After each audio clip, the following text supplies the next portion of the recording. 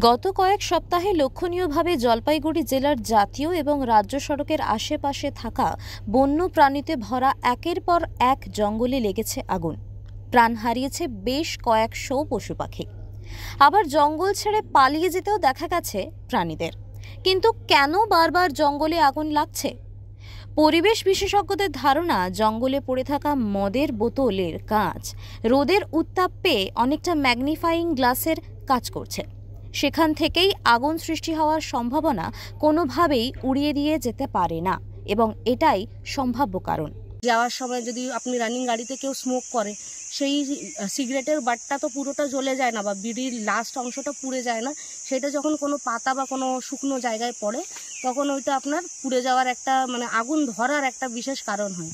কিন্তু এর পাশাপাশি আরেকটা বড় কারণ হচ্ছে মদের বোতল।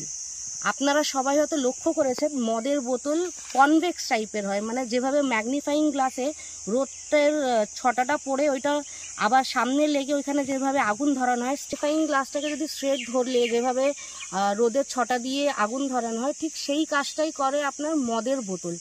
আপনি বিশেষ করে দেখবেন ভডকা বা ওয়াইনের বোতলগুলো কনভেক্স শেপের হয়, বিশেষ করে ওর বটমটা। আর কনভেক্স শেপের যে কোনো কাঁচ দিয়েই আপনি আগুন ধরাতে পারেন, ঠিক ওই ম্যাগনিফাইং গ্লাসের মতন।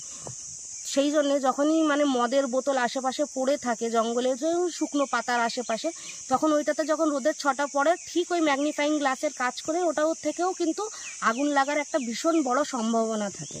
যদিও বসে নেই বন বিভাগ সহ পরিবেশ কর্মীরা, নিজেদের সীমিত সাধ্য নিয়েই আগুন নিয়ন্ত্রণে আনতে চলছে লড়াই, চলছে নানান ধরনের সচেতনতামূলক প্রচার। স্বয়ং বনকর্তা পরিবেশ কর্মীদের সঙ্গে নিয়ে ঝাড়ু হাতে নেমেছেন রাস্তার পাশে পড়ে থাকা আবর্জনা সাফাইয়ে।